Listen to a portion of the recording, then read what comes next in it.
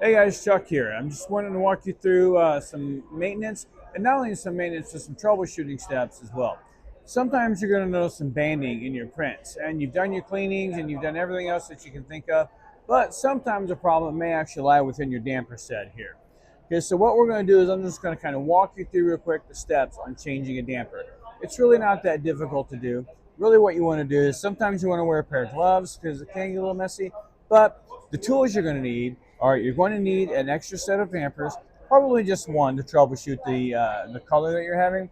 Next, you're going to want some kind of fiber cloth that's going to be able to soak up or absorb any kind of ink that may come out of the damper itself.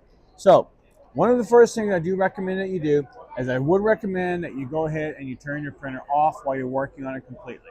Remember, when you're turning your printers off, that you always want to shut your software down first. Once that shuts down, then you want to go ahead and you can go over here and you can power your printer down. Once the printer is down, some of you are going to have a little bit of a cover on your dampers. When you do, there are just a couple of Allen wrenches here, which your printer should have come with to take those out. Remove those screws. You'll see them right here and here. But remove those screws, lift this guard up, slide it to the back, and at that point you can just set this to the side. Okay. All right, next, go ahead and take your microfiber cloth that you have, and then you just want to kind of take this and lay it across your ribbons. Why are we doing that?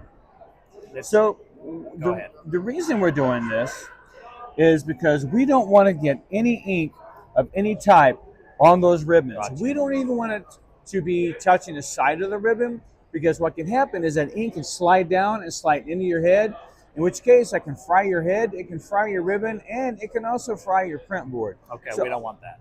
Yes. So always make sure that you've got your ribbons covered. Once you have that done, go ahead, take a new damper, and be careful to hold it by the sides, never by the membrane here. Always hold your damper by the sides so nothing can squeeze in or out, no damage can occur to the actual membrane. Great pro tip for that. So we're going to set this to the side here. Next, we're going to use our thumb and our forefinger, and let's say we're having banding in our black. We're just going to we're going to kind of wiggle this out, lifting straight up on it. Again, being very careful not to touch the sides. Lift it, and then you bring it out here. And if it is going to dampen here, you can let it sit on here. Hey, Now, I have a question while I'm seeing that. I see you got some clips on the top there. Do we close those or leave them open? absolutely. So that's a great question. So anytime you're changing a damper, close your clamp up here. If you don't have a clamp here on your dampers, go to the back and you should have a clamp, or some places have a little switch on the back that you can clamp that down. Right. What that does is that prevents any kind of free flow of ink and can minimize your mess that you may have. Right. Once that's done, if you have a little cover here, just lift that cover up and you'll see that the hose is connected to the barb right here. Okay. What I'm going to do now is I'm going to remove this hose from the damper. Sometimes it'll come off. Sometimes you may need to cut it off with a pair of scissors.